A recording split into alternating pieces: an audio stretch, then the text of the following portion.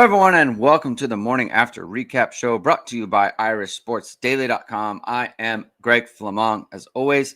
If you're new to this show and you're new to this this particular show that we do, the morning after games, basically it's just me talking about the game afterwards, after everyone's had a night to kind of digest whatever happens in the game prior, and then it's very much a listener viewer led show. I respond to questions in the chat. So people can get out their thoughts and I can respond to those. We've also got the PFF grades that are out. We've got the other stats to look at and other high level thoughts like that. So this is what that show is. Thank you everyone for tuning in today.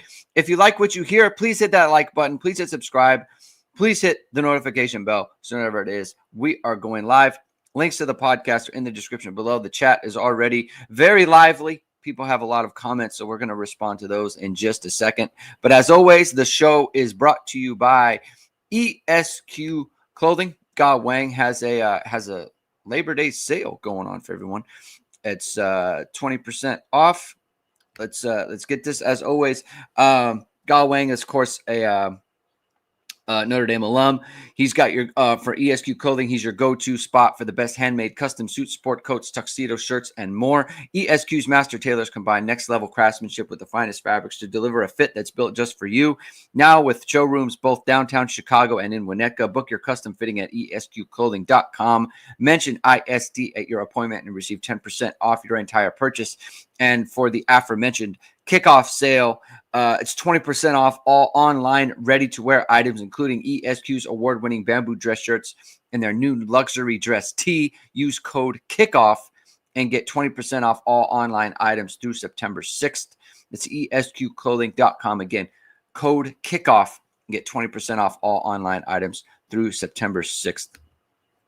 I think it's interesting. So Adam Dowling comes in here and with the comment that I was going to start with. So I think it's a good comment.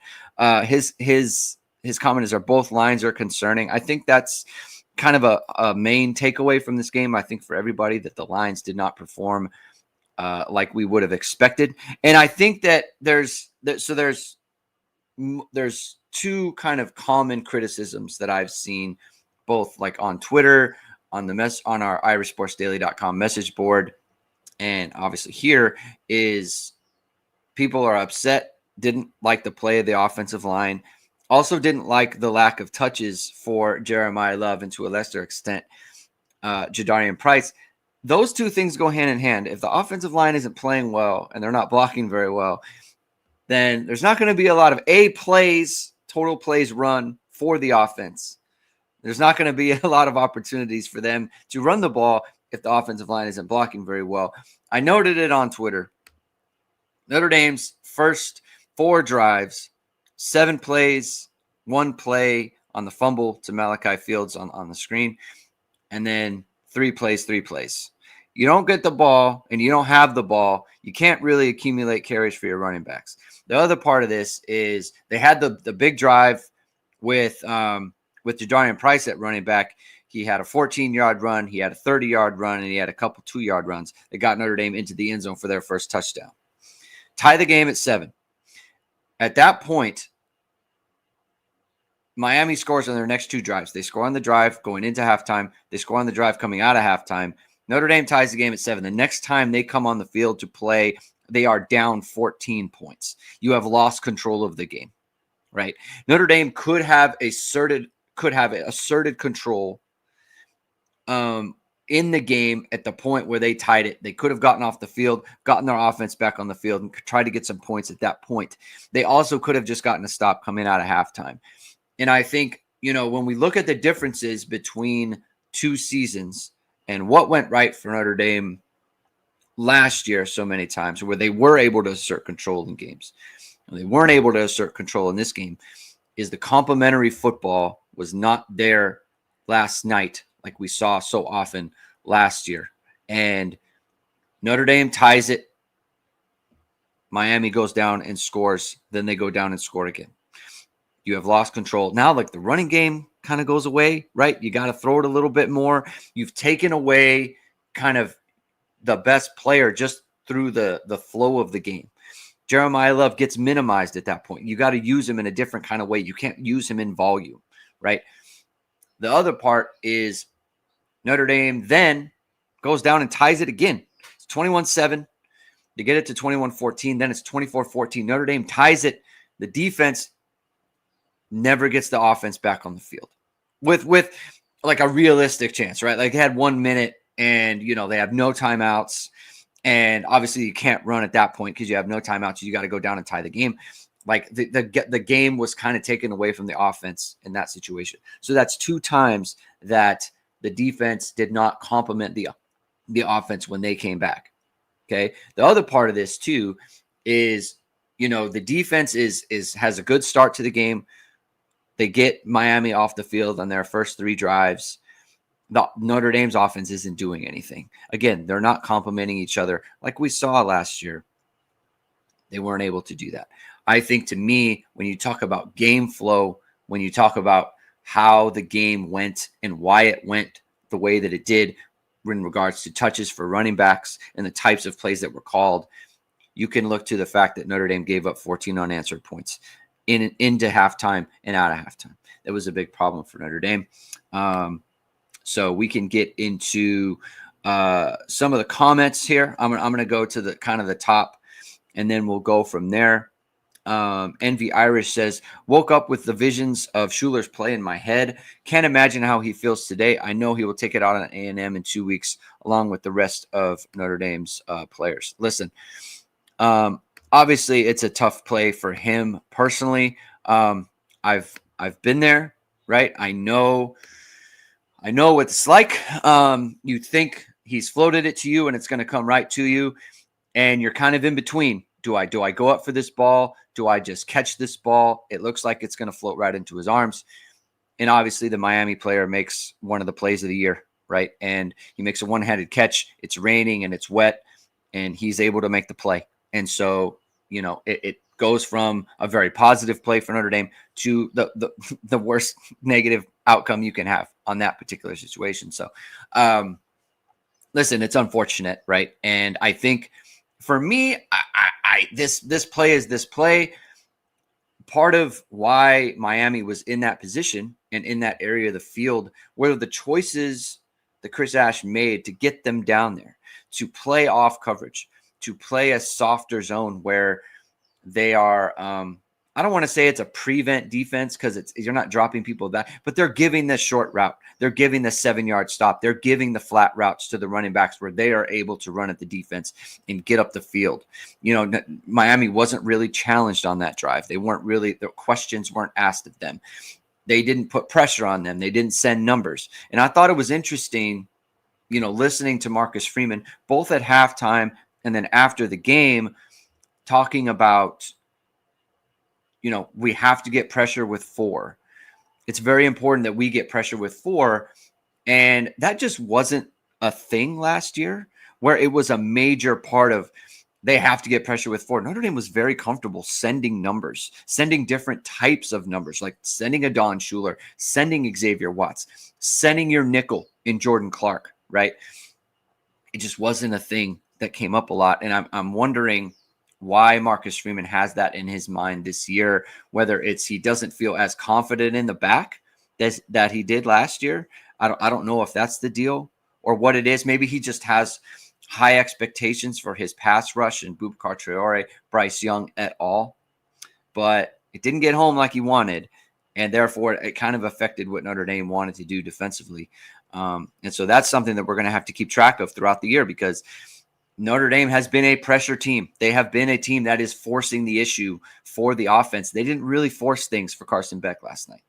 Carson Beck had a good game. He didn't have a great game, right? He played a very similar game to CJ Carr in the sense that like yards per attempt were basically the same, right? The play here that we're looking at on the screen with this player, he floats this ball over the middle late.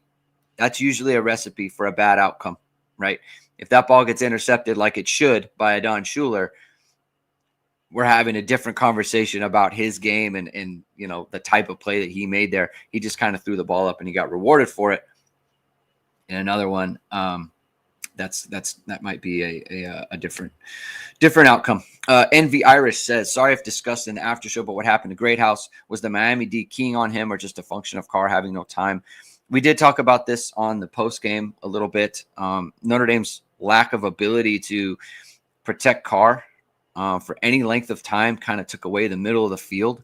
You didn't really get Raritan up the seam. Everything was kind of outside the hashes, be it screens, be it out routes, be it the kind of the back shoulder go ball to Malachi Fields for a 26-yard gain. Like everything was out there. And it's interesting because, Will Pauling, let's go back because he played a good bit more than I remember. Let me just check the snap counts here for Will Pauling. So you had Greathouse with 39 snaps. Pauling, where am I missing him? Here he is. He had 21 snaps. 9 of those passes, and let's see. Why am I missing this? Nine pass routes for Will Pauling. And where is Jaden Greathouse? 27 for Greathouse. Greathouse only had the one ball targeted to him. He was outside. It was a errant throw from CJ Carr. But even that was an out-breaking route where it's like you're not working the middle of the field. Notre Dame did not want to work the middle of the field last night for whatever reason. And so that was kind of the deal, right? And so that took away Greathouse. We're looking at, it was 7 passes between 0 and 10 yards to the middle of the field. I think a lot of those are to the tight end, Raritan. And then you had 1 of 1 in the middle of the field there as well. So didn't really work the middle of the field last night. And I think that had a lot to do with the pass rush and the time that Notre Dame had or didn't have there. Mark Lott says, this felt like a game where Notre Dame played not to lose instead of playing to win. Very vanilla on offense and defense. Wish Marcus could get to October undefeated one year and start on a roll. Yeah, he's lost to September every single season. So this is not uncharted territory for him. It's hard to say, play not to lose. Like I'm not surprised that the game started slower, right? We saw that throughout the weekend. It's hard to go on the road and win, especially with the first-time quarterback. You don't totally know where it's going to come from. You don't know what that's exactly going to look like. And then your offensive line didn't play very well. It's very hard to be a very good offensive team if your offensive line is not controlling the game to some extent.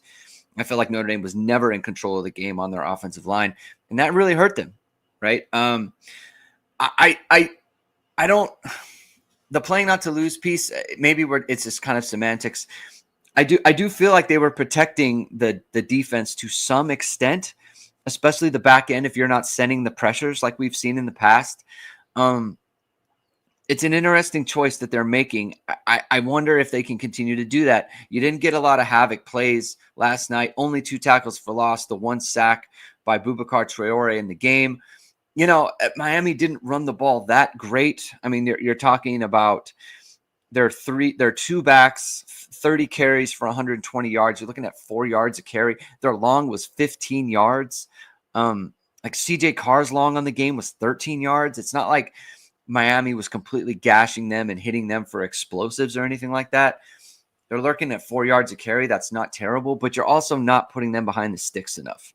You're not putting pressure on them. And I think when Notre Dame was able to do that, they were able to get off the field. Miami had 4-3, or Notre Dame's defense had 4 3-and-outs last night. Miami's defense had 3, right? So Notre Dame was able to get them off the field at times, but it wasn't enough. Notre Dame's defense also gave up 3 drives of 70-plus yards for touchdowns. That is not something we saw last year, right? And so you're giving up way too much. They're driving the length of the field too much on your defense, and that's got to change. Going forward, if they're going to be a similar caliber defense that they were a year ago, you got to do better in that area. Patrick Highland says Craig played very well at center. Others did not, especially Knapp. Knapp was graded out very poorly. I think he was in the 20s. Let me check here. Offensive grades. Let's see. Oh, Anthony Knapp was at 46. His blocking grade, his pass blocking grade was 12.8, which is about as bad as you can get. His backup, Styles Prescott, was at 10.5. Sullivan Absher, 29.8. Kirby Lambert at 2.4. Pass blocking grade. Not good. Not a good pass blocking night for Notre Dame. And so that makes a big difference. BG says, how much blame is on Ash? I mean, he's responsible for the game plan, right? So if we're casting blame on him, he's responsible for how they put in, how they install their game plan. So that's his responsibility. I think it's interesting because, I'm thinking of the game. There weren't moments where I thought, oh, Notre Dame was in a position to make the play and they just didn't, other than the Adon Schuler play, of course, like that is a big one. But Miami had already gotten down the field at that point. I just didn't feel like Notre Dame was in position to make a ton of plays, and they just didn't make them. And that's something he's got to figure out. And unfortunately, this is part of a new defensive coordinator, right?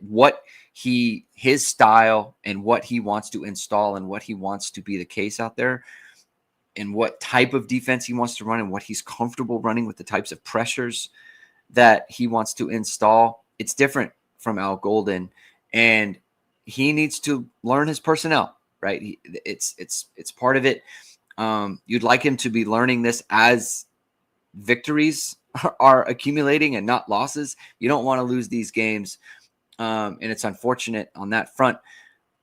I don't think the defense was awful, right? They weren't busting a bunch they had one bust in the secondary where on the first third down of the first drive of the second half, you got a corner route and no one's covering the tight end there.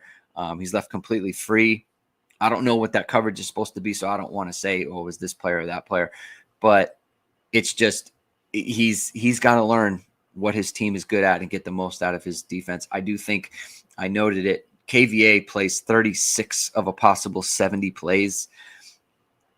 This is nothing against like Jalen Sneed or Drake Bowen or Jaden Osbury at all. It has nothing to do with that.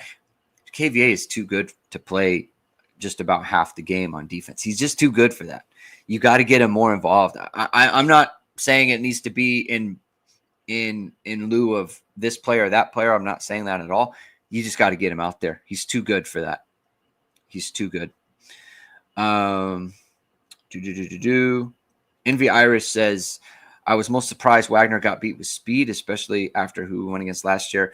That was one of the more shocking parts of the game last night. Is Emil Wagner did not have a good game at all.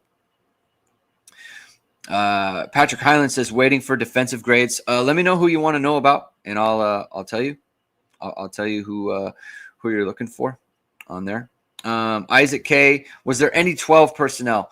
Ty Washington played one snap, so maybe one snap of 12 if he was in there again in lieu of Raridan, if they were out there together. At most, it was one snap of 12. They didn't play any other tight ends. Eli Raridan played, let's see, 58 of a possible 60. So maybe it was 12 personnel on that one play. Maybe at the goal line. Maybe they had a 12 personnel play in there on the goal line. Adam Dowling says, lost the line of scrimmage on both sides. Can't win many games like that, especially on the road, especially against a good opponent. Yeah, it's not conducive, you know. And look, I predicted Notre Dame would win the game 27-14. I obviously did not foresee that happening that way. I did not foresee there multiple things that I did not foresee. I did not foresee Miami being able to drive on Notre Dame 3 times like that, 70 plus yards. I did not expect that. I did not expect Notre Dame's offensive line to lack the control of the game like they did. I didn't think it would be easy, but I thought they could control things a little bit better than they did. I thought we'd get a better game from Wagner. I thought we'd get a better game from Knapp. I thought we'd get a better game from Billy Schrouth. You know, like the right guard position struggling a little bit is not the biggest surprise because they're new. But the 4 veterans I mean, it's hard to say. I mean, Ashton Craig played the best. He's not truly a veteran because he hasn't played that much, even though they've wanted him to start a couple years now. But I thought they'd get much better play from Knapp and Strouth and Wagner, and they just didn't. And so that's kind of where it gets lost, Greg Washington says the sun is up this morning. Imagine that. Yeah. I mean, look at, everyone's kind of tweeting it like everything's still in front of Notre Dame, and there's discussions about rankings and things like that. I'm not concerned about rankings or where Notre Dame is ranked. It doesn't matter. Either they beat Texas A&M in a couple weeks and then they continue to win, or they don't, right? Winning will take care of everything. I mean, we saw it last year, right, when they lost to NIU after beating Texas A&M. They won out, and so winning takes care of all things. Like, it's not I don't really care where Notre Dame is ranking-wise. It's just not a big deal. It's just they need to start winning games. If you win games, it'll take care of everything. They still have, I mean, I've seen a couple, people are updating their playoff brackets or whatever it is. Notre Dame's still in there, so they just got to keep winning though. Adam Dowling says, is Texas A&M better than Miami up front? If so, I am worried. I don't think they are. I don't think they're better. I don't know how they could be better. They lost a ton last year. They lost, Scorton and then the two Stewarts. So they won't be as good. I am concerned about Texas A&M's wideouts and the way that they performed in their opener. They look good in that opening game. So that's something that, Notre Dame was a little loose in the secondary last night, not in a terrible way, but a little bit loose. So we're monitoring that. A&M did not run the ball very well, and they also didn't stop the run very well in the opening game. So Jacob Paula says, I rewatched the game this morning. I've never seen a Marcus Freeman team play so passive. It's kind of a common theme, I think, from what everyone is kind of pointing out there. Let's get to a super chat here from Wellington Davies. Thank you, Wellington. Based just on this game and the last two games of last year, the Final Four is Texas, OSU, Miami, LSU, and Notre Dame. Notre Dame has a long way to go. This game looked like the first half of PSU and OSU in the playoffs. Yeah, I mean, at times, for sure. I mean, look, and if Miami is that caliber of opponent, then it makes sense, right? And so we need to evaluate Miami. We need to evaluate Notre Dame going forward, right? Like, the game went how it went. I don't know how good Miami is. Like, if this game is a semifinal game, last year Notre Dame played in the stadium. They won 27-24. This year they lost on basically the same kind of thing where late field goal ends the game. So, look, Notre Dame, they need to continue to grow. And the rest of these teams are continuing to grow as well, right? They need to get things figured out. Chris Ash needs to get things figured out, how to utilize his players to the best of their abilities. Mike Denbrock needs to figure out, are we going to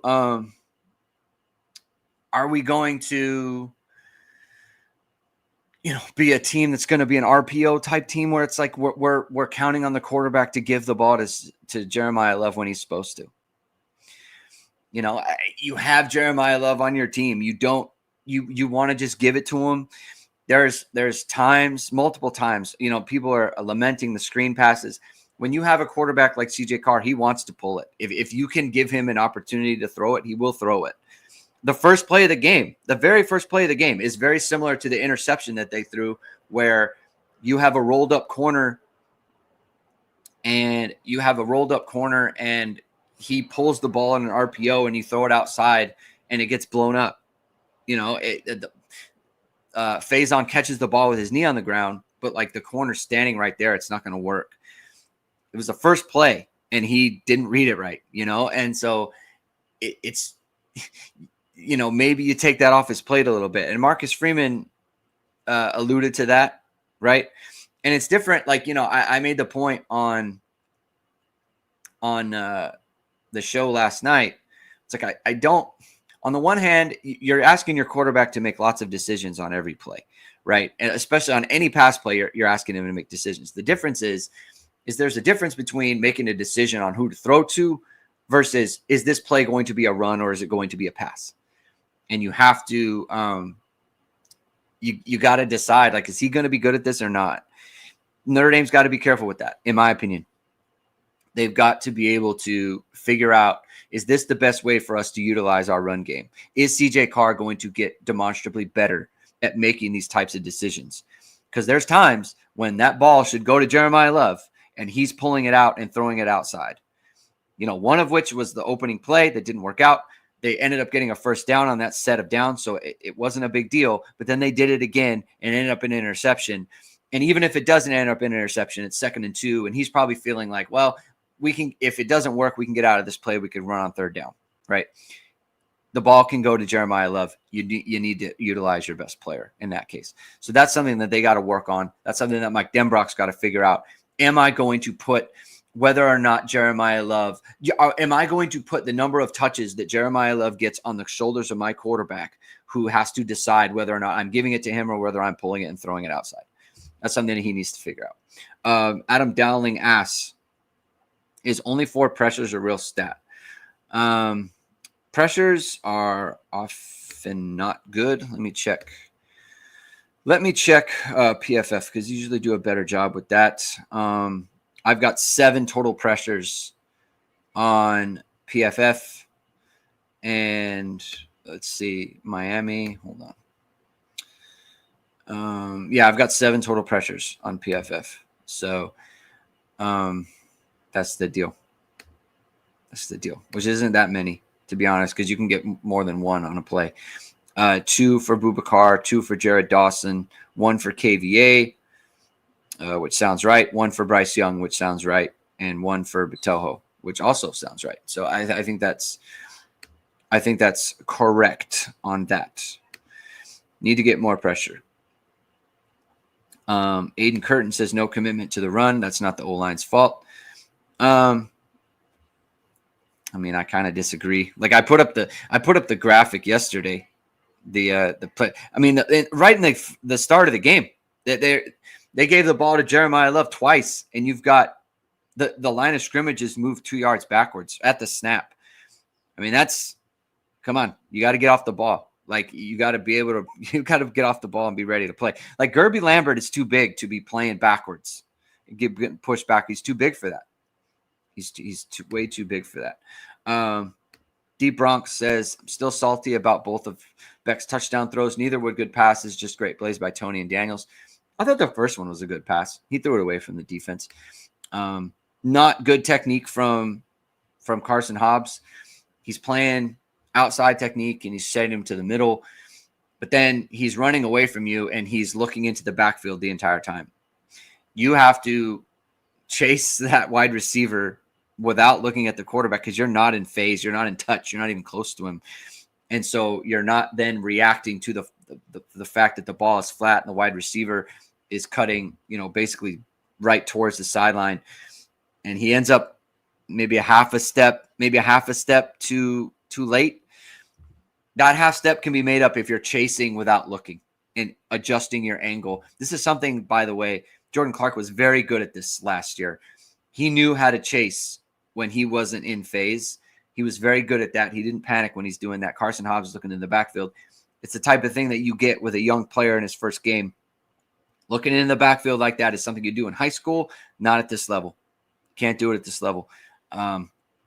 So, and look, it's a situation where you have a backup in the game. Marcus Freeman talked about that. And, he basically just said, we want to get our young guys in the game. We want to get them experience, and it's going to help them in the future, right? That's his philosophy. That's the way he's going to do it. Irish Football Pod. CJ handcuffed even when he showed he was comfortable. Love minimized as a joke. Denbrock being here for his third stint. No. Okay, thank you for that. I don't know that I agree with any of that, actually. But thank you for the comment. I appreciate that. No aggressiveness. I don't like that. I don't like curse words in the chat. Greg Wasserman says Notre Dame had weaknesses in the lineup and many ignored it. D tackle was a weakness. Wide receiver is still suspect. Where was Greathouse Pauling? I don't know that people ignored it. I just think they thought it could be overcome. Like we're talking about D tackle, maybe. I mean, I don't think anyone saw O-line as a weakness. I didn't think wide receivers. I thought the wide receivers were good, actually. Micah Gilbert made a couple plays last night. Malachi Fields, I mean, obviously he fumbled and it's wet, and I get it. You can't fumble there, but then he made a great play on the catch. I thought Jordan Faison had a good game. They didn't really throw the ball to Greathouse, and they didn't really throw the ball to Greathouse and Pauling, so I can't really judge them for that. I thought Raridan, he had the long catch. He had a couple drops in this game. He's got to be locked in, man. It's your senior year. We can't be having drops like that. Like these are, and it's one thing to have a drop. It's kind of like a half, got to make the play or whatever. And these are tough plays. These are balls that are just in your hands and no one's around you. These are short routes. You got to make the play. I have very little kind of tolerance for older, like seniors dropping balls like that. He needs more. You need more from Notre Dame. It's just I don't like that from your seniors. I don't like that at all. One Manuel, I'll say 5V. Did Devontae Smith, Greathouse, Pauling, Bryce Young play yesterday? Specifically, Dante Smith at nickel. Devontae Smith played 37 plays, 37 of a possible 70. So he played more than KVA did. Let's see. Carson Hobbs got 21 snaps. So let's see. 58 out of a possible 70 plays, the nickels were in the game. So maybe there's some short yardage stuff where they're taking them out. They've got a bunch of linebackers in there. This is not something we saw. Jordan Clark played a ton of snaps last year. I don't love it. This is something Marcus Freeman said he would do. So you got to take that for this is what they want to do. I don't love it. I don't. Not in the opener. Not in the opener. I don't love it. Michael Ryan says, is it too early to fire Rudolph? Yeah. Yeah, it is. I don't see how that would help. I don't like emoting, just as a general rule. I don't like that. I do not. Patrick Highland says, do you think it's obvious that Sully should be right guard going forward? No, I don't think it's obvious. I need to watch that back. And specifically, I want to get Jamie's thoughts on this because he's much better at this than I am at evaluating that stuff. So we'll catch Jamie tomorrow on Power Hour, see how he felt about how the guards played, because I think he's going to focus in on that. So no, I don't. I don't think that, right? And I think, the lack of good right guard play is exacerbated by the fact that your tackles both didn't have good games. I think going into the game, I think you feel as though right guard is going to be a question mark, but the rest of it is known. And so it's going to be okay. When the rest of it is not known, then the right guard weaknesses now are exacerbated and it becomes a bigger deal, right? Like Wagner can't have a game like that. He just cannot. You're a captain. Knapp can't have a game like that. You played too much, right? Strauss can't have a game like that. You've played too much, right? It's got to be the strength of the team. CJ Carr is Notre Dame's highest graded player. That can't be the case. Look, he cannot carry this team. I am very high on CJ Carr, especially after last night. I was very impressed with him. He cannot be the reason Notre Dame is winning games. It cannot be. You have Jeremiah Love and you have Jadarian Price. They are taken away by the fact that your offensive line is not playing up to par and playing to the ability that they can play. To me, that's the problem. Like you can't have CJ Carr. What's his grade? In the 70s, 72 or whatever it was? Like that can't be it. 74.2. If that's his grade, that's great. That's great. You can't have your offensive line in the 40s. Emil Wagner, 48.6. Absher, 49.9. Knapp, 46.8. You can't have that. Absolutely cannot. Ashton Craig at 70.6. That's third highest on the team. That's not a good grade. And look, I'm it passes the smell test as far as grades, right? And look, PFF is not the best, but it's just you can we saw what we saw, Ken Fowler, what would be your suggestion to fix the way Beck was able to make quick throws to minimize the risk of Notre Dame pass rush? Is there a coverage solution? Notre Dame played off a lot more, so those quick throws were available, right? So look, if you're going to play off, they're going to hit you on those, right? I think, and again, this is not something Notre Dame is accustomed to, especially the fans of the way they play defense. Notre Dame is usually very press heavy. They are in your face, and they are coming with pressure, and they are going to make you make throws, okay? Miami makes a one-handed catch in the game. They're in man coverage when on both touchdowns. When Carson Hobbs gets beat, they're in man coverage, right? And that's a robber. Here's the thing. That's a robber coverage where Adon Schuler's coming down. Luke Talich is in the middle of the field. To be honest with you, I don't think Xavier Watts is making the play that on the crosser like that. I don't think he is. I think I've seen Xavier Watts pass that receiver, just let him go 100 times. I've seen it happen. I don't think Talich is making a mistake there. You can question the depth he's at, but I don't think he's supposed to be chasing that across the field when you have another wide receiver outside of him. He has to stay there, right? Carson Hobbs has to do better. He has to be stickier on that play. He has to be in the pocket of the wide receiver, right? Notre Dame's in man on the two coverages that they gave up the touchdowns, okay? But to the point is Carson Beck was able to get the ball out because Notre Dame played it that way at times. They were playing to get the ball out.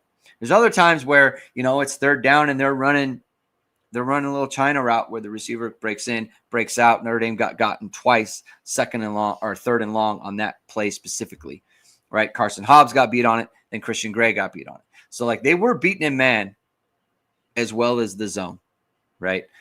And they were able to get the ball out. So, Notre Dame's got to be stickier in coverage, right? And you also just got to send more pressure at them. You got to send more pressure. Wellington Davies says we have to get pressure with 4. Sounds like Marcus thinks he has Texas or OSU level D line. It is that. Yeah. It is that. That's kind of what I thought of too, which I don't know if he thinks that he has that. He has reason to think that, right?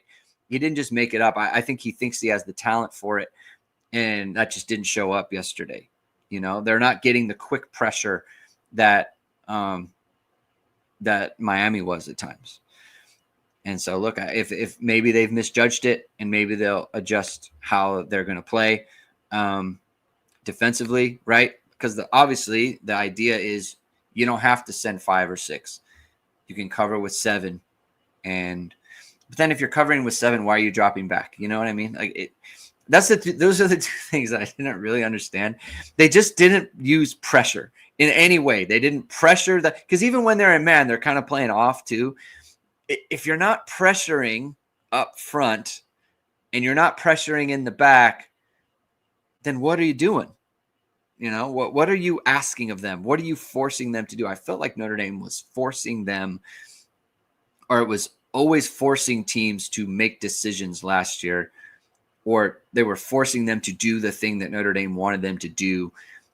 And I don't feel like Notre Dame was forcing them to do anything last night, which is weird. It's weird to watch them play that way because of what we've seen the last 3 years. Sometimes you got to force yourself to get out there and move. You get older and you're just not as nimble as you were, right? And sometimes, something like basketball or something like football or something like tennis, it's too much. But you need to force yourself to get out there and be active. And if you need something that's a little bit lower impact, then you can do that with pickleball, and you can do that with H2 Pickleball, founded by alum Todd Hill. He's teaming with fellow alums Jack Gibbs and Will Howells, a top 10 pickleball pro, to bring Notre Dame fans to the Notre Dame Pickleball Crew League. Besides football, what better way to connect and engage Notre Dame fans than through pickleball? Membership is free, and members will have access to special pickleball events and discounts. The first event will be a tournament before the Purdue game with medal rounds played on campus. A portion of the proceeds will go to the Rockne Athletics Fund to support Notre Dame student athletes. Contact Todd at h2pickleball.com or Todd at h2pickleball.com or 574-339-5195 to join the league. And be sure to visit the H2 Pickleball facility in Mishawaka when you are in town. H2 Pickleball is located at 55801 Evergreen Plaza Drive in Mishawaka. Kevin M. Excuse me. Get a drink of water. Other than the first drive and the drive to the second half, what did Miami do on offense? Wasn't there like 4 or 5 possessions from Miami where they had 15 total yards-ish? Let's go back to the drives. Okay, so the plays went the drives went punt, turnover on downs, touchdown, 8 plays, 70 yards. The next drive was 3 for -8. And then right before half, they got the ball with 5:21 left in the half. They use basically all 5 minutes of that clock, 10 plays, 75 yards, 5:09. The play after the second, or the drive to start the second half, 12 plays, 75 yards, 7 minutes, 37 seconds. After that, you had 3 plays, 9 yards, 3 plays -4. So that's 5 net, 4 plays, 8. That was the field goal drive after the interception. So we're looking at 13 net. And then the next drive after that was 3 plays, 15 or 2 yards. So we're looking at 15 net. Correct. You were correct on those numbers. And then 10 plays, 46 yards for the field goal drive. So there were times when Notre Dame was disrupting them. They were getting off the field. Like I said, Notre Dame had 4 3-and-outs throughout the game, which is good, right? 3 drives of 70-plus yards. They're over 10 plays is not good, right? You can't have that. That's why Notre Dame loses, okay? That's why you give up 27 points. Well, let's just say 24 points. I don't think the field goal, you can count against the defense. They were in field goal range when the drive started. They ended up kicking a long field goal. But, you know, you give up 21 points instead of the 13 that you gave up last year against Texas A&M. If you give up 13 tonight, you win, right? Or last night, you win. And so that's kind of the difference. One Manuel V, can TJ Carr survive a season with the viciousness he got hit Sunday night? Probably not, but I was very impressed with him in terms of his toughness. Very impressed. Dwayne Hunter says, all of our captains were some of the worst players. Let's look at the captains. Who of the captains who had a good game? Pauling was not, I'm not going to bang him for it because he wasn't really given the opportunity to be a playmaker, but didn't really do anything in the game. Emil Wagner did not have a good game. So there's that. Billy Strouth did not have a good game. So there's that. Adon Schuler, it's unfortunate. The one play, it's like a play a captain's got to make. So, you know, and I think he would agree with that as well. So that's you know, a point in the column of what Dwayne Hunter is saying. Kurt Heinisch did not have a good game. And Drake Bowen did not have a good game. You know, I don't know that any of them were actively bad, but they weren't difference makers. None of them were difference makers. None of them made the biggest plays of the game. D Bronx 1414. What did you make of the handful of quarterback design runs? Is that going to be a part of the offense moving forward or something to put on tape for future opponents to prep for? I mean, I don't think it's for future opponents. I mean, this is the opponent, right? Miami is the opponent. I did not expect it. I thought you could use Jeremiah Love a little bit. I mean, you know, you want to talk about work that Jeremiah Love could get. You know, CJ Carr has 11 carries on the game and Jeremiah Love has 10. CJ Carr has, well, I mean, I think he was sacked twice. So, I mean, I think he was sacked twice. Once. Oh, no, he was sacked 3 times. So 8 of those. So 8 design runs for CJ Carr. 6 for Price.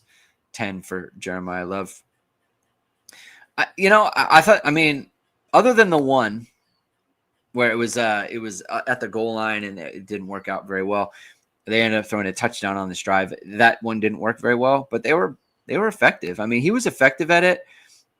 I don't know. I don't know that it's going to be a major part of the offense, just because you can't let him have those kind of hits. I think it's one of those things, like in a big game you need to win, you're going to bring it out, and that's fine with me. Juan Manuel says, looks like Freeman got outcoached. I think his staff got outcoached. I think that's fair. I think Miami had a better idea of how they wanted to win, and I think they executed that plan better than Notre Dame, generally speaking. And I think that's just true, so I think that's a fair comment. JP says Notre Dame found a quarterback they need, run the damn ball, and Chris Ash needs to fix the defense. Yeah, I do think they found a quarterback that they need, and I do think that they need to realize that he is not going to be the reason they win games. It has to be because of the line and their running backs. And look, the game went how it went, right? And I don't want to rehash it. You're down 14 with 7 minutes left in the first half, or in the third quarter, and you're down 10 in the fourth quarter, right? You got to start throwing, right? But the game's gotten away from you at that point. Now you're in chase, and now you're kind of hoping. So it's they need to realize that. I don't want Notre Dame, and I don't think this will happen, but we'll see. I don't want Notre Dame to feel like, oh, CJ Carr is the man, let's put it on his shoulders. I don't think he needs that. He doesn't need that. That's not going to work. You need your stars to be stars, and that includes your linemen, that includes your Knaps, that includes your Wagners, that includes your Strauss, that includes your Craigs. They got to be stars, right? And so I think people got to realize that, or I think Notre Dame needs to realize that. Aiden Curtin says the people killing Ash were probably the same people who wanted Golden gone year one. Maybe I have more patience than a 5-year-old. Yeah, the differences are the differences, right? They need to get better. They can't allow long drives like that. Okay, that's not okay. But there was some good stuff as well. They weren't getting gashed up and down the field. Sam K says, not great that we heard Notre Dame's defense was crushing it against Notre Dame's all camp, and then they come out and look like that. It's not that bad. We got to settle down, right? Total yards. Miami 324, Notre Dame 314. Notre Dame was 10 yards less than Miami. And that's just because you have those sacks. They're basically the same, right? You have those sacks at the end of the game that you're losing yards on those, right? Notre Dame ran the ball 4.7 yards per carry, sack adjusted, right? Miami 126, 3.4 yards. Notre Dame ran the ball better than Miami did. Okay. And their quarterback, Carson Beck, is 20 of 31 for 205. What is that? How many yards per attempt is that? Do I have to do the math? Oh, I have to do the math. Divided by 31. 6.6 yards per attempt. That's fine, right? I could see that, honestly, if you told me that ahead of time without knowing the touchdowns. If he's 20 of 31 for 205, I think Notre Dame wins. Right? But I also don't think that they're giving up 3 touchdown drives of 70-plus yards. That is surprising to me. That surprises me a lot. Right? That's the thing that's got to get worked out. They got to get more havoc. The one thing that they didn't do is they didn't create havoc. They did not create problems for Miami, get them behind the sticks, and force them to do things. They did not. Miami was too comfortable on offense during the drives that were successful for them. You got to be able to get off the field. You got to be able to create havoc. You didn't. There was the one play where Beck is trying to throw an interception. No forced fumbles, right?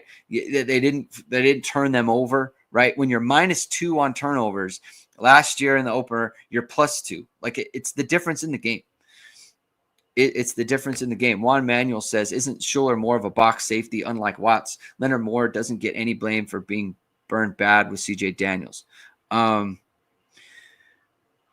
No, he does. Like he's looking in the backfield, right? Like I'm not going to kill him. Like because he knows he's got a safety there, right? So the ball goes over the top. Like that's what you want. He wants that ball over the top, right? Now he wants to be closer, right? He doesn't want to be completely out of phase, but the ball needs to go over the top, and it does. Schuler needs to make the play. Schuler, not just a box safety, but they just sent him. They sent him a ton, you know.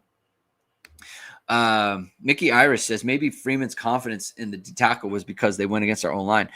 It's A, possible that, and B, I look back on his comments at the end and I think to myself, or his comments, about the last time he spoke about the D line and all those things. I look back on that as he was trying to gas him up. He was trying to instill confidence in them. So I think it's something to monitor. Wellington Davies, thank you again for the super chat. Based just on this game and the last 2 games of last year. Wait, didn't we already do this one? Oh, here we go. Eric Fasano. Sorry about that. Eric Fasano, super chat. Greg, appreciate this morning post-mortem vent session. Lots of issues to clean up if Notre Dame wants to beat A&M. If you only fix one item for A&M, what would you choose? If you're fixing one item, I would fix the offensive line. It makes everything harder if you don't have confidence in their ability to block or to sustain blocks long enough for the passing game. If Notre Dame fixes the offensive line, they will beat Texas A&M. I'm confident of that. So, because that it leads to just more control of the game.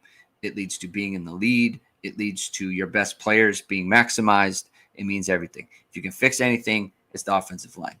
Because I don't think A&M is going to run the ball very well. They didn't run the ball in the opener. And look, A&M did not defend the run in their opening game very well. Notre Dame should be able to run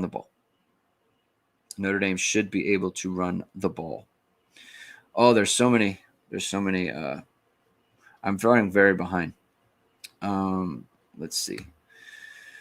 I'm falling very behind in the chat. I apologize for that, but I appreciate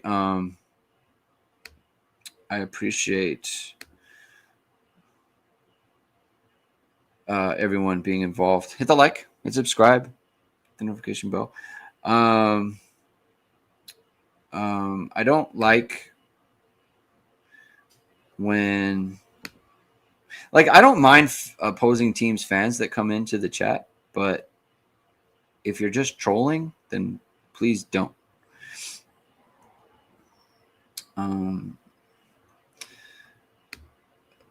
Notre Dame didn't run the ball better than Miami. Notre Dame had 2 long runs by the backup who was a good player. He is a good player. He is. He would start for Miami. I mean, look, the long run for Miami was 15 yards. CJ Carr's long run was 13 yards. You averaged 3.4 yards a carry. This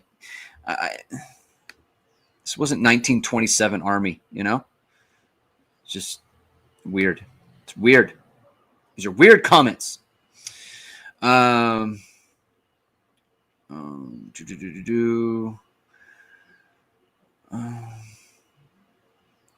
I'm just gonna kick you out.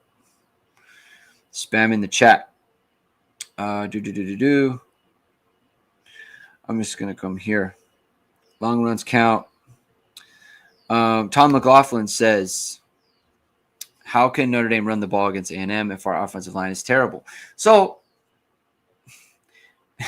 if we accept the premise and the offensive line is terrible, then they won't run the ball against Texas A&M. I don't believe the offensive line is terrible. So that's where I come from on that. I just don't. I don't believe that to be the case. I think the offensive line will play better. I think they can play better. And I think the Miami defensive line is good. And I think that they gave them a bunch of problems that I thought Notre Dame would handle better, but they didn't, and it is what it is. A&M just got gashed by the running back from their opponent. I can't remember who they played, but the kid had like 170 yards on like 12 carries or something. Like he was killing them, you know. So I believe that they'll play better. I think that we've seen them play better. Patrick Highland says, did some of the Notre Dame's D tackles grade out well? I feel like Dawson's pretty good. Let's check that. Let's check out how he graded. Grades. Jared Dawson was 5th on the team in grade 69.6, which isn't great, but it's pretty good. He had 3 tackles. I know he had the 1 tip ball as well. He was the top ranked. I mean, then you had Boubacar Traore, Bryce Young at 6'7". Junior Tuihalamaka was 9. Gabe Rubio was at 11. I thought he did a good job against the run. That's the other problem. And something that I kind of want to get into. So sometimes when you have depth, you play the depth no matter how they're playing. So, like, let's go back and look at this. Total snaps, okay?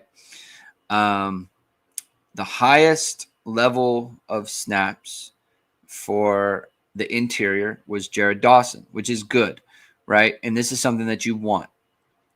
37 snaps, and because he was playing the best out of them. Onye, Jamie said, here's the thing. Onye he had a couple of good plays in that second half, and then he drew a holding call, which ended a drive for them, which is a big deal, right? Like, these are plays being made, okay? You have Donovan Heinisch with 33 snaps, Gabe Rubio with 30. I think just based on how they played, I thought Rubio and Dawson were best against the run. Onye, to some extent in the second half, was good against the run, and Heinisch didn't really do much. So when you have depth, like, you want to play the depth, but sometimes that leads to a player who's not having a good game getting half the snaps, which is what you don't want, right? You want your stars to be out there. Like Bryce Young, for example, okay? Bryce Young has 13 pass rush snaps, okay?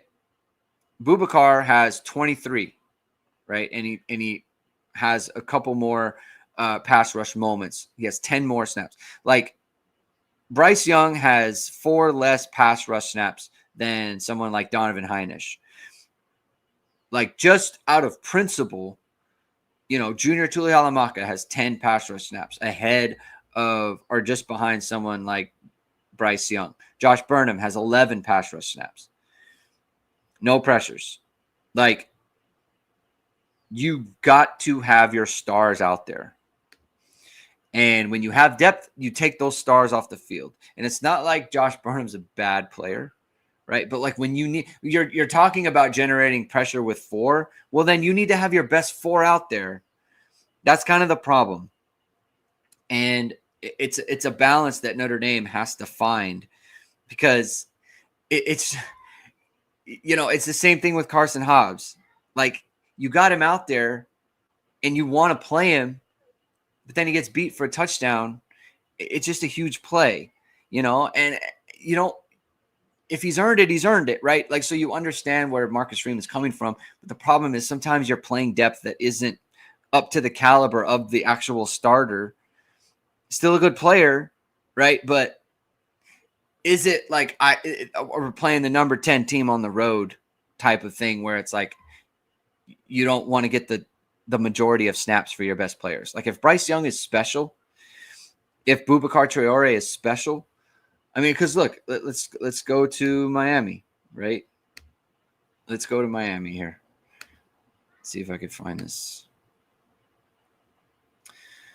Because I'll bet you that that rotation for Miami was not the same on their D-line, but I will check. I should have had this up. I apologize for that. All right, defense. Miami. Ruben Bain. 27 pass rush snaps for Ruben Bain, right? 27 out of, Notre Dame ran 60 plays, so there's less. He's out there for 48 plays out of, I think, 60, 59, or 60 plays, I think it was, 59 plays. Like, he's out there all the time, way more than half, right? Like, you want your stars out there. Akeem Mesidor, who played a defensive end, 25 pass rush snaps, 48 snaps out of a possible 60. Like, you got to have your stars out there, and you're doing them a favor by not doing that. Isaac K says the D-line grades. I think we went over that. But we can do it again. Let's see. Dawson, 69.6. Boubacar, 69.3. Bryce Young, 66.8. Junior Tuihalamaka, 65.7. None of these are good. They're wherever they rank on the team, but like no one over 80. No one got ranked really high. Kingston KVA at 79.6. Like, none of them are really good. So, Ruben Bain lived up to the NFL hype, made some money. Yes, he did. He definitely did.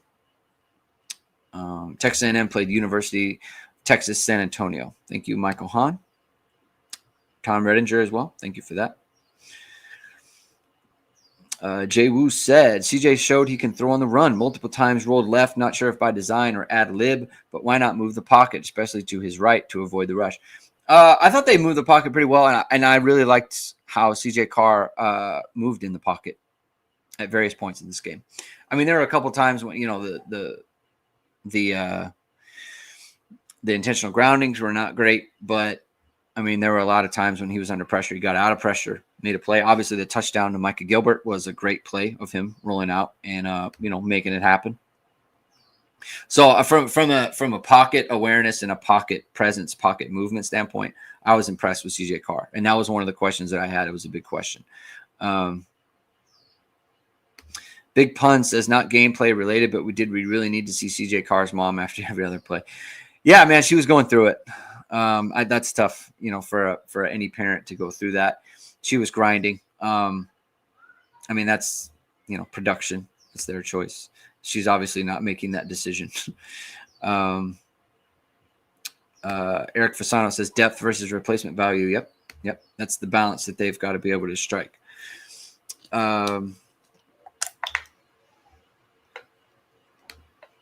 Special K says, no problem playing Hobbs, but not once the ball crossed midfield in this game. Marcus Freeman's done this before. He did it with Christian Gray. He did it with Jaden Mickey as well. Here's the thing. If you've earned it in practice, he's going to put you on the field. He's always been that way. And, love it or don't, he's living up to his word on that to his players, and that goes a long way. Patrick Highland says, thanks, Greg. Yeah, the Heinisch snap count is just absurd. He's a captain. They're going to have him out there. It's they're going to have him out there. Juan Manuel says, hit the like. Please hit the like button. Please hit subscribe. Having a great time. I love all the chats. The chat's really going off today. Appreciate that. Kevin M says, was the Hobbs playing? Or are we talking about when Greg getting punched in the throat, or are we talking about something else? No, the Hobbs play that I'm talking about is on the touchdown when the ball was thrown across the field to Tony. And I didn't see Gray get punched in the throat. I just missed it.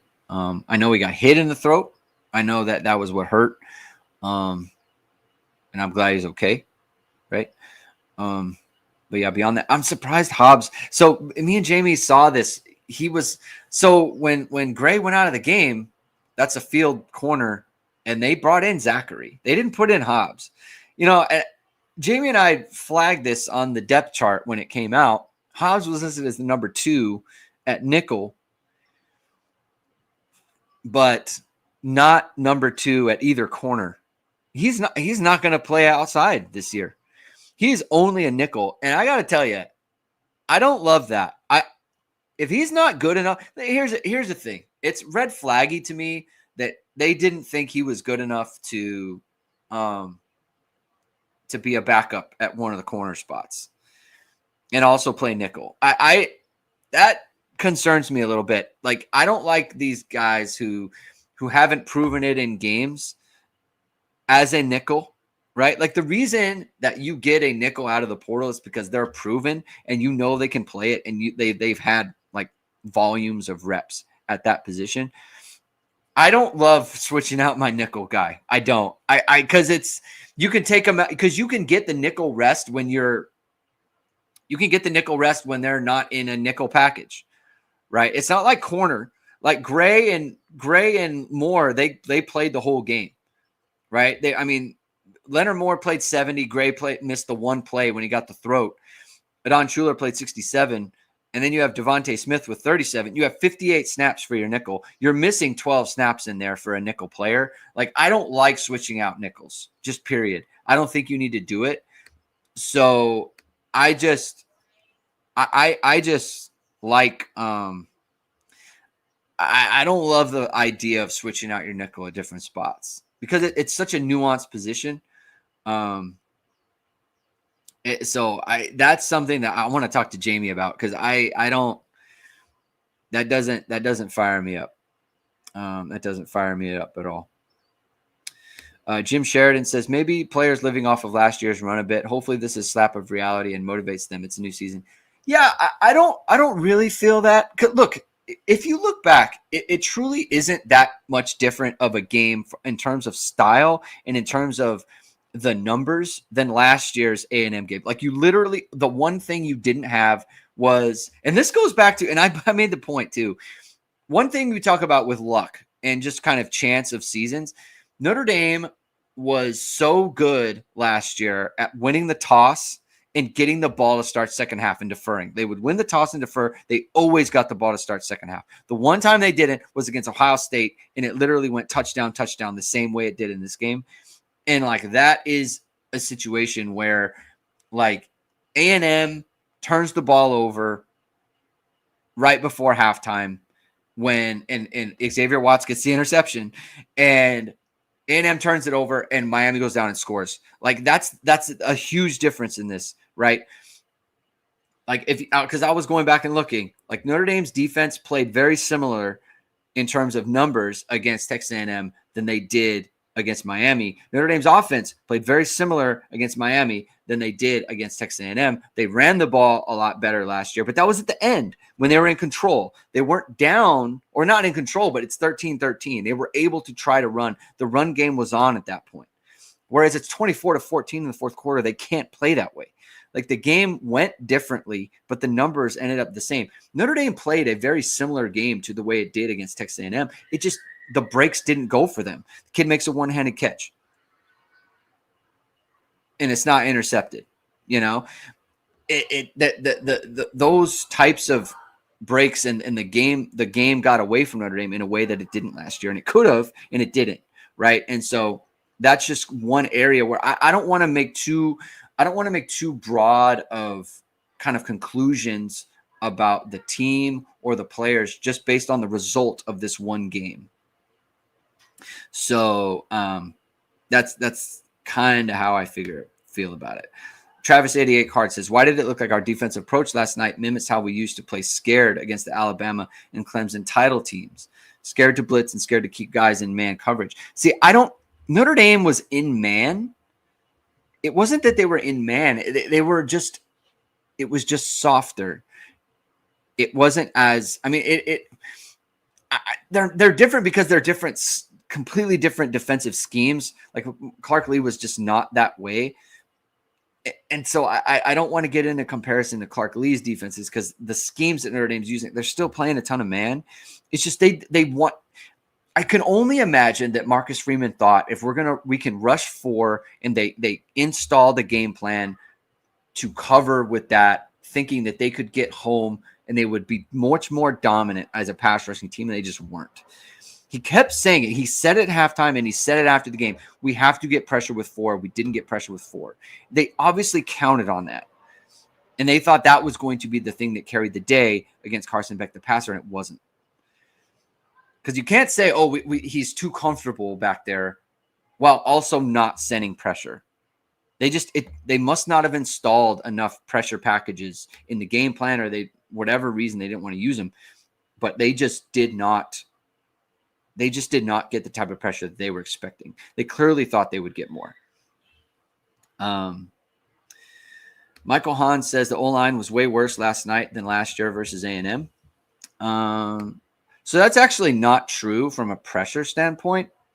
Let's see. CJ Carr was pressured on, is this CJ Carr? Yes, it is. 28.6 percent of attempts. I think last year against A&M was like 35% for Riley Leonard. They were similar. They didn't run the ball as well, but then again, they were in a position to run it late. Remember, the last drive is when they ran the ball great against Texas A&M. You know, I mean, that's just true. This year they had 3 touchdown drives, like true drives, whereas last year they had 2. And one of those field goal drives that they had to put up 23 points, that was a short field on an interception. And then the other one on the field goal to make it 23 was a short field on the turnover on downs. Notre Dame drove the ball better this year than they did last year. It's just that it's just that the game flow was different. Notre Dame could not run the ball in the fourth quarter because they were down. They were down 10 points. Grizz says Ruben Bain, 43.8% win rate. Sick. That's sick. Sick. Special K says, I think he saw pressure with 4 in practice, but didn't realize how much Miami line was better than Notre Dame's. Yeah, I mean, that could very well be the case. Big Pun says, Carson Beck may have questionable decision-making. Their arm is elite. I didn't think his arm – I just didn't think he played that well. He played fine. He was fine. Like, he did not play CJ Carr from a passing standpoint. Again, the pass he threw on the second touchdown, he's floating it over the middle. It's an interception. It's going to get intercepted. You got to be punished for that stuff, you know? Like, CJ Carr throws a swing route, like a screen that gets batted up in the air by 3 players, and it's intercepted. And Carson Beck throws a floater late over the middle. It's got to be picked off. And he doesn't do it. I didn't think he was that good. I thought he was fine. Eric Fasano says, getting pressure with 4 is obviously the goal. Notre Dame couldn't get last year either for the most part. So having to bring 5 is not new. It is not new. It is not new at all. So, yeah. All right. I think we can end it there. Thank you, everyone, for tuning in today. If you like what you heard, please hit the like button. Please hit subscribe. Please hit the notification bell. Summer Davis, we are going live. We'll be back tomorrow with Power Hour with Mike and Jamie. They'll be talking about this game. We'll be back on Wednesday with Hit and Hustle with me and Jamie. And then we'll go on from there. Probably be back on Thursday for another Hit and Hustle. Then we're going to have to do more shows. Kevin M. Subscribe break. Thank you. Subscribe to the channel. Doing good stuff. Doing lots of good stuff. I'm losing my voice. A lot of talking in the last couple days. You know, my voice is leaving me, but I appreciate it. So, Kevin M. I saw you on Locked On with Tyler. I appreciate that. Yeah, Tyler's the guy. I don't know how by the way, he released a pod. I don't know how he did that. He was in his studio and he released a pod, but he was in Miami. He was at the game. That's crazy. I need to talk to him about how that happened. Good job by Tyler, though. But yeah, we'll be back tomorrow with Power, and then Wednesday and probably Thursday with Hit and Hustle.